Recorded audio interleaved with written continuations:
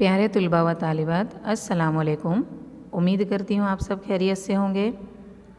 गुजराती के last period में हमने काव्य 18 लघु काव्यों के बारे में मालूमात हासिल की थी, जिसमें हमने 3 प्रकार के काव्य देखे थे, दोहा, मुक्तक और हाइकू, जिसमें अलग अलग किस्म की काव्य देखी थी, अलग अलग भाव जज्बात देखे थे। हमने पार्ट 1 और पार्ट 2 में उसकी पूरी मालूमात हासिल की थी। उम्मीद करती हूँ कि ये दोहा, मुक्तक, हाइकू आपको पसंद भी आए होंगे और समझ में भी आए होंगे। तो आज हम पार्ट 3 में उसके शब्द समझूती और स्वाध्याय की तरफ रोशनी डालेंगे। काव्य 18 लघु काव्यों में हमने सबसे पहले शब्द समझूती देखेंगे और उसके बाद स्वाध्याय यानी उसके प्रश्नोत्तर देखेंगे, जो आपको नोट में भी लिख लेने हैं। सबसे पहले देखते हैं शब्द समझूती, जिसमें समानार्थी, विरुद्धार्थी, तड़पदा शब्दों, रूढ़ि प्रयोग, सभी ग्रामर आ जाएगा, जो आपके एग्ज़ाम के ताल्लुक से भी बहुत अहमियत रखता है। तो सबसे पहले समानार्थी शब्दों, समान अर्थ वाले शब्द। बांधव, तो उसका अर्थ होता है भाई, सहोदर। उसके बाद है शीतड़, उसका अर्थ होता है ठंडू यानी ठंडक देने वाला। घट, तो उसका अर्थ होता है घड़ो, जो पानी भरने का घड़ा होता है, जो हमने देखा कि अधूरा घड़ा छलकता है, जो मुकम्मल होता है, पूर्णता से भरा हुआ होता है, वो छलकता नहीं है। उसके बाद है फूलाऊ। फूलाऊ का यहाँ अर्थ है अभिमान करो, घमंड करना, तकब्बुर करना। मुक्त, उसका अर्थ है आज़ाद यानी स्वतंत्र। उसके बाद है स्वयं, तो स्वयं का अर्थ होता है पोते, खुद, अपने आप के लिए ये शब्द हम इस्तेमाल कर सकते हैं, स्वयं। उसके बाद हम आगे देखेंगे तड़पदा शब्दों, उनका शिष्ट रूप देखेंगे।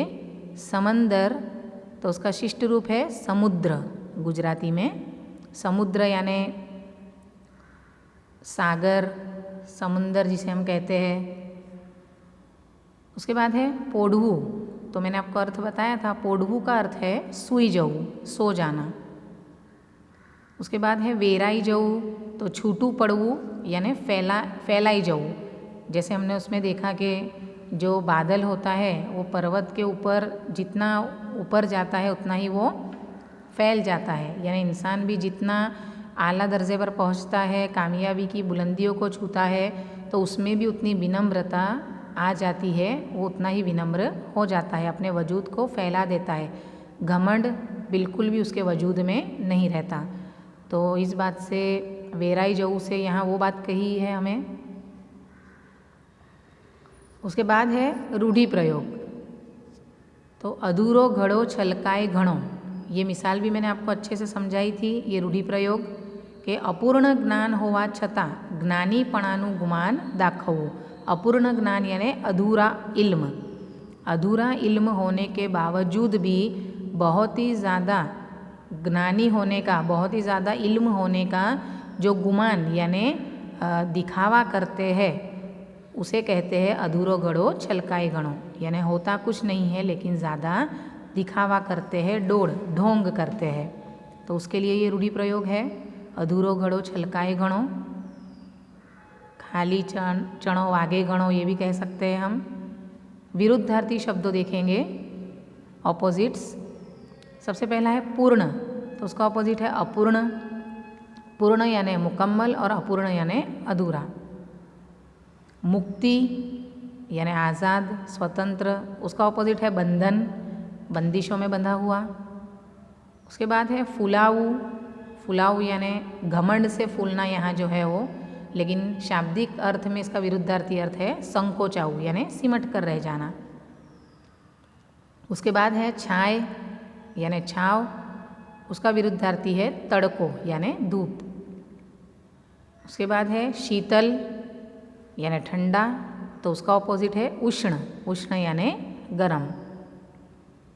उसके बाद है पूरो यानी मुकम्मल, और उसका ऑपोजिट है अधूरो। पूर्ण के साथ लेकिन अपूर्ण ही आएगा, भले इनका मीनिंग मिलता जुलता है, लेकिन पूर्ण के सामने अधूरा नहीं आएगा, पूर्ण का ऑपोजिट अपूर्ण ही आएगा और पूरो का अधूरो।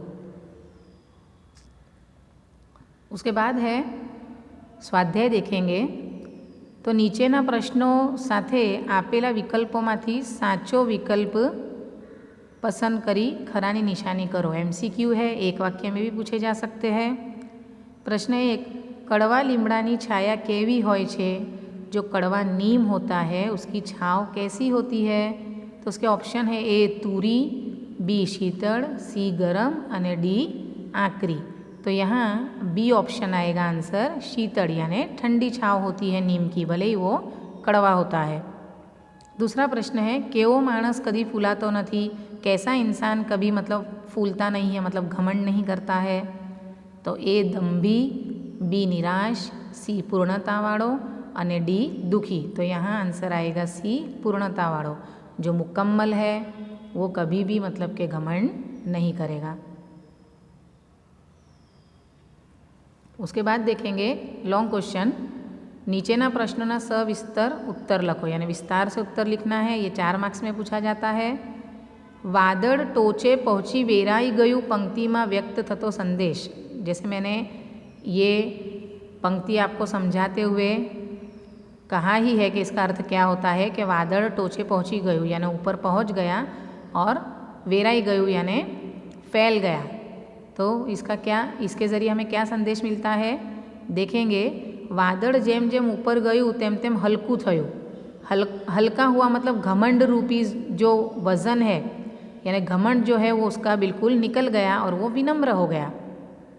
पर पर्वतनी टोचे पहुँचता एटलू बधु हल्कू थई गयु कि ते वेराई गयु, यानी वो इतने आला दर्जे पर पहुंचकर इतना हल्का हो गया कि उसने अपने वजूद को फैला दिया, यानी पूरी मुकम्मल विनम्रता उसमें आ गई। आ पंक्तिनो संदेश है कि आपने जेम जेम भार ओछो करता जईशुं तेम तेम आपने हळवाशनो आनंद अनुभवी शकीशुं। यानी हमारे दिल पे जब कोई बोझ नहीं रहेगा, हम किसी के लिए मन में कोई बैर नहीं रखेंगे और हमेशा सबसे विनम्रता से पेश आएंगे, तो ऐसे ही हमें मतलब कि हड़वाश का अनुभव होगा, एक खुशी का एहसास होगा। जीवन में बिनजरूरी बोझ लईने शोकमय वातावरण राखવું नहीं। जो नहीं दिल पे लेने जैसी बात है वो सोच कर या दिल पे बोझ रख कर हमें दुखी नहीं होना है। जितनी ज़रूरियात ओछी एटला आपणे सुखी। जितनी हमारी ज़रूरतें कम होगी उतनी ही हम ज़्यादा सुखी और खुश रहेंगे। उसके बाद है दूसरा प्रश्न, पंखी पिंजरा में भराई गयु में व्यक्त थती वेदना। ये जो पंक्ति है पंखी पिंजरा में भराई गयु, इसमें जो वेदना यानी दुख जो बताया गया है वो हमें बताना है आंसर में। पिंजराનું બારણું खोलीने पंखी ने કહેવામાં આવ્યું હવે તું मुक्त छे। जो पिंजरे का दरवाज़ा है वो खोल के पक्षी से कहा गया कि अब तू मुक्त है, आज़ाद है। पंखीए बहार निकलीने माणस सामे जोयु अने पाछू पिंजरा में भराई गयु। इंसान को देखा उसने बाहर निकल के और फिर से वो पिंजरे में चला जाता है। अहीं पंखीनी वेदना व्यक्त थई छे। यहाँ पंखी की जो वेदना है, दुख है, वो बताई गई है।